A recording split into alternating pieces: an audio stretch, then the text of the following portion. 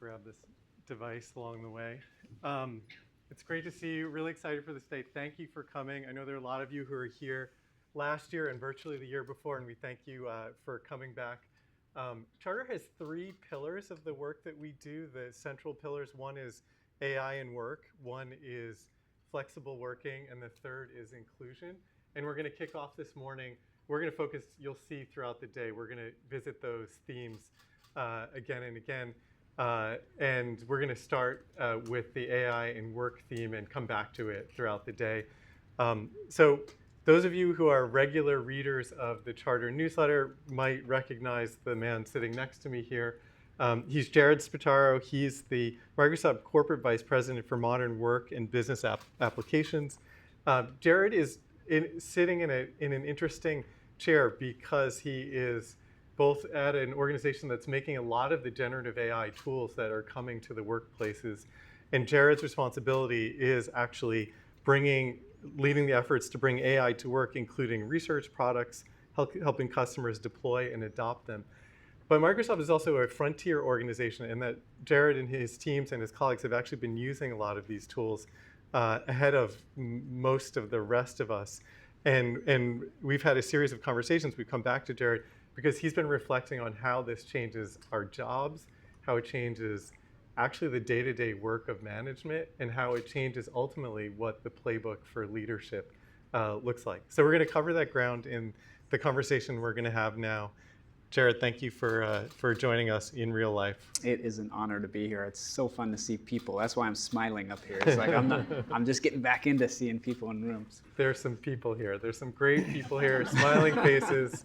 I want to start, like one of the interesting things we've had a few conversations over this year, and one of the most interesting things is hearing how the generative AI tools are actually impacting your everyday work as a manager and a leader of teams. Can we start there?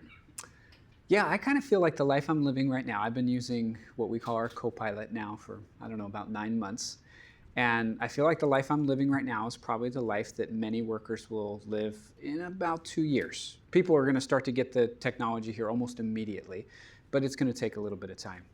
And I guess the thing I'll say that is most different is when I pick up a task now, when I have something to do, the first thing that crosses my mind is, should I do this or should I have the machine do this?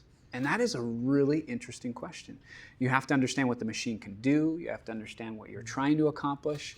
And that's, understanding all of that, putting it all together has made me realize, wow, that's a pattern that I'm developing that's going to become a part of every human's pattern, I think, over the coming years. Are there anything, so you're living the life that we're all going to live 2 years from now. So 2 years from now, what are the things that we do every day that we won't be doing, maybe, that might drop away? Well, one of my favorite things to do is get on the job and ask Copilot, hey, what's hot in my inbox right now? And I don't have to go through it. It just tells me here are the most important things. I ask it to rank order that. Will you rank order them 1 to 10? I then ask it, what do you think I should do about each one of these things? I ask it, in certain cases, will you do that for me? So it becomes a very interesting exercise where my job used to be making sure I prioritized tasks and got them done. And today my job feels much more like having a large staff at my beck and call who is ready to, which, look, at my own house and even on my team, not everybody does what I want them to do, but this thing actually will do what I want it to do. And that is fascinating, Again, it comes back to fascination. So I process, just to get very, very specific, I process email differently. There are lots of meetings I don't go to any longer because I don't need to. I can actually catch up on a 90-minute meeting in about 10 minutes. There are many ways in which information comes to me, written or in decks, and I can process that by asking for a summary and the top points as I prepare for my meetings. I don't have to ask my assistant to do that any longer. I can say, I have a meeting coming up in 2 days.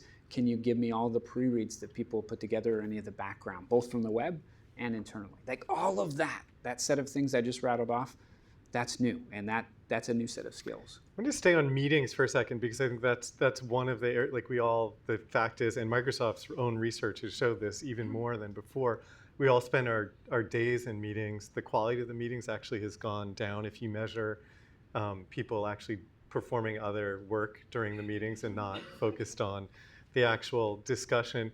You just said that you can get through a 90-minute meeting in 10 minutes, which I think is, a present I would like for Christmas. I think a lot of us probably would if we could do that.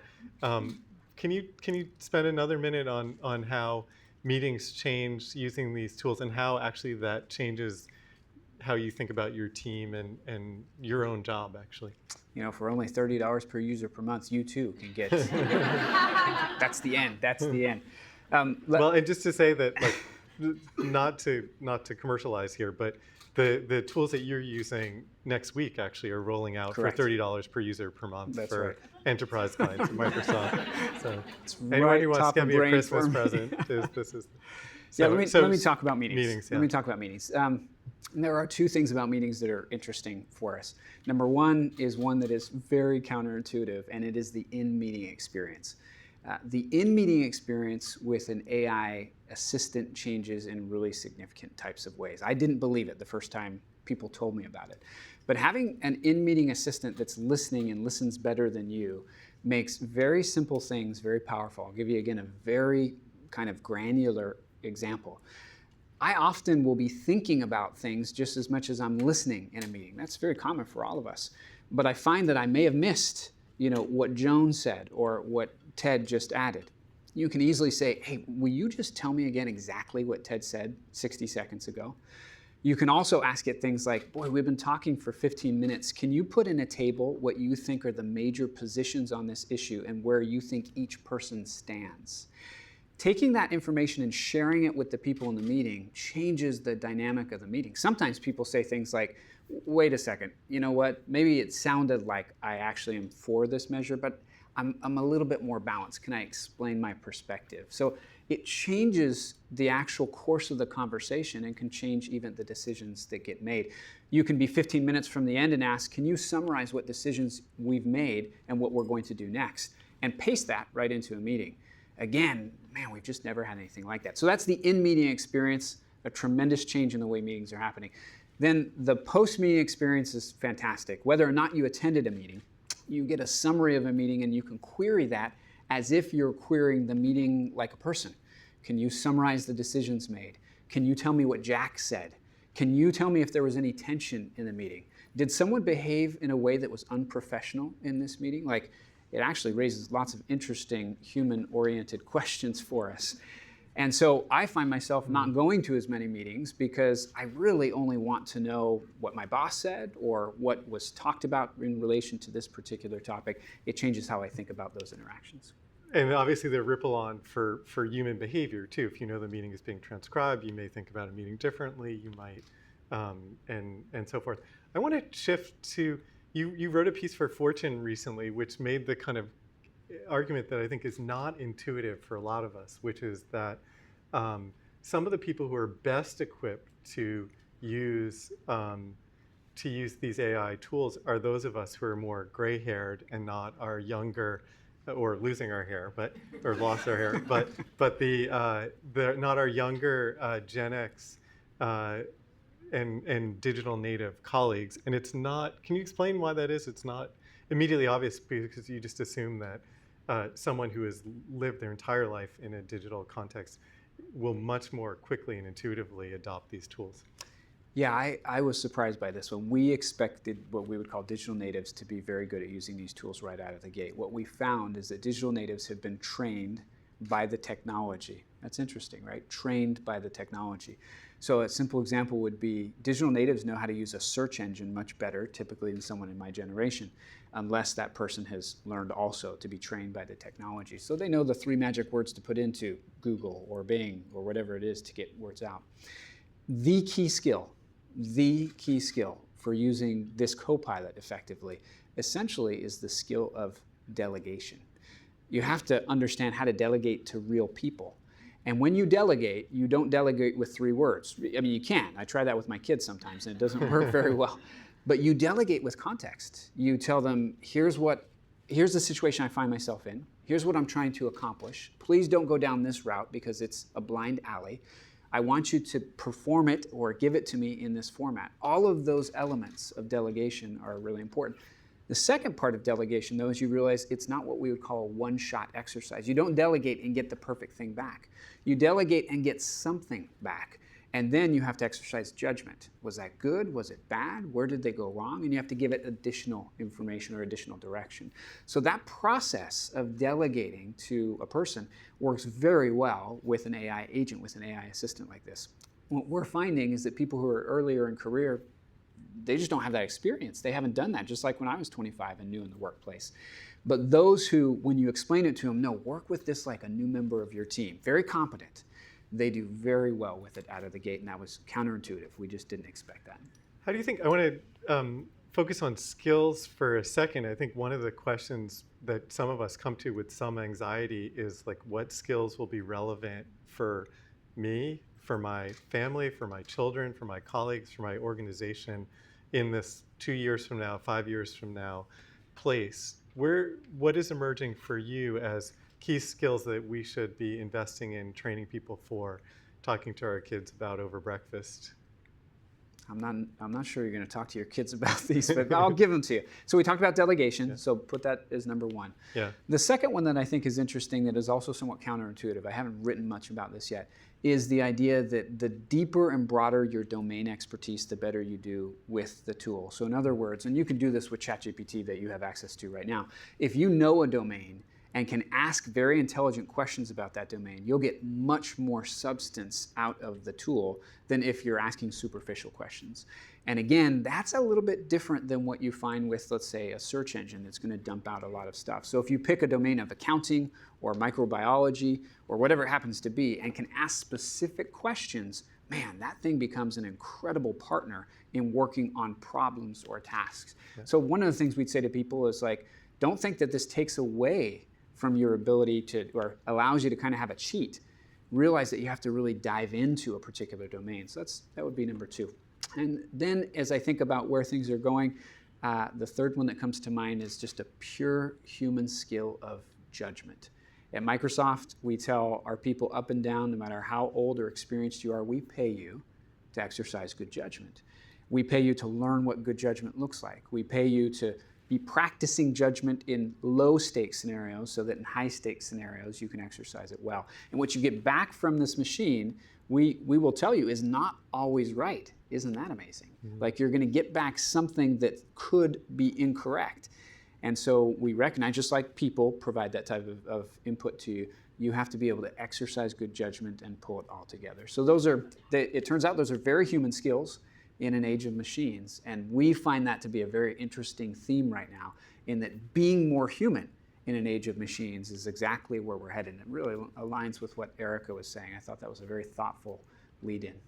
I want to talk about how you think about talent development in this context, but just briefly, since you touched on it, I think that there are two concerns that I hear, as people have some anxiety about rolling this out more broadly in their organizations. One is, we know that these tools actually hallucinate, they make mistakes. Do you really want to integrate them into the everyday broad life of your organization and increase your dependency on them?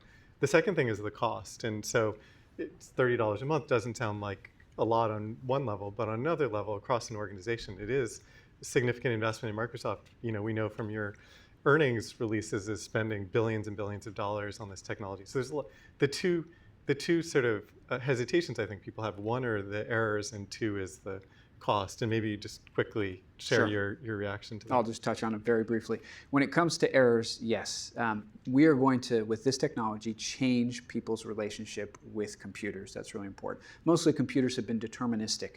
We give it some inputs. Calculator is the easiest way to think about this. It's going to give us the output, and it's going to be the right answer.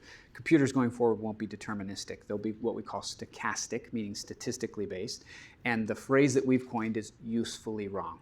They are sometimes wrong. But when they're wrong, they often are usefully wrong if you have good judgment and domain knowledge. They actually move the ball down the field for you. So that's the way we talk about it. But we do have to teach people, and you'll see written into the product, hey, be sure to check the answers here. They may not even be factually correct. Can you imagine? putting that in front of an employee. That's very fascinating. And then when it comes to the price tag, you betcha. I was kind of joking about the $30, but that's my job right now, is to make sure we can monetize this. As we think about this technology and how important it is, we believe we have to kind of break out of what we would think of as like IT budgets as they've been assigned. And we actually have to look more broadly at what you would think of as cost per head spend for people. And that's how we're going to be approaching this, is saying, okay, what's the fully loaded cost per head of an employee? Is $30 per user per month something that's going to drive enough productivity? So as we go to market here in the coming 30 odd or so days, we've been doing a bunch of research, as an example, as to how this can help you. I don't yet have the final results, but the initial results tell us that we'll be able to cut down your email processing time by at least 30%, as an example. I'd take that for $30 per user per month. So we're trying to do some real research, very rigorous research, to show people what the value is. We just have a few minutes, and one of the questions I think a lot of us have is, we know that the type of work, the workers the skills that organizations need are changing. Among the big sort of discoveries, revelations, epiphanies of this year from the research about generative AI in workplaces, it's really good at upskilling less experienced workers, bringing them up to the level. It probably reduces the need for middle managers, because those workers can be more autonomous, and the communication through the organization happens more organically. How do you, if you sort of squint your eyes, like if the less skilled, maybe younger workers are being more productive, but they also need to learn judgment and some of the other things you mentioned. What is a stewardship of a team and human resource and an organization look like in this context? Here I feel somewhat inspired by what our human resource professionals are doing at Microsoft. They came up with something that was kind of like this epiphany for me a couple of years ago for our middle management tier. And we just simply call it model, coach, care. And it is essentially the mantra that we have for our middle managers. We say, look, this is your job. Your job is to model what it looks like to do the job well, to coach your people up in that kind of skill. And then, frankly, to be very human. We actually, it was a bold statement for us to make, but we pay you to care. We pay you to care about your people, because caring about them is an important part of being and managing and leading humans. So I think in many ways, those are going to be the types of activities that managers are going to do. Now, that's different than in the past. We often paid middle managers to be technically proficient. And it's not like we wouldn't pay them for that. But as you say, some of this technical proficiency is going to be absorbed, we think, by the machine that can be on a very consistent basis, very technically proficient. And that was a scarce resource, so there was a premium paid for that in the labor market before. And generative AI is actually good at technical proficiency on a bunch of levels. So what you're saying is that just general management skills, judgment, delegation, things like that, actually are more important, and probably we need to look at how we're teaching people. And we're just about out of time. I want to ask you one before we go. What is the use of generative AI in businesses, in our organizations, that you think will have the greatest impact, that you're most excited about, looking forward another 2 years? Okay, this one, generative AI, as I have experienced as we're trying to do the experiments, kind of has two modes to it.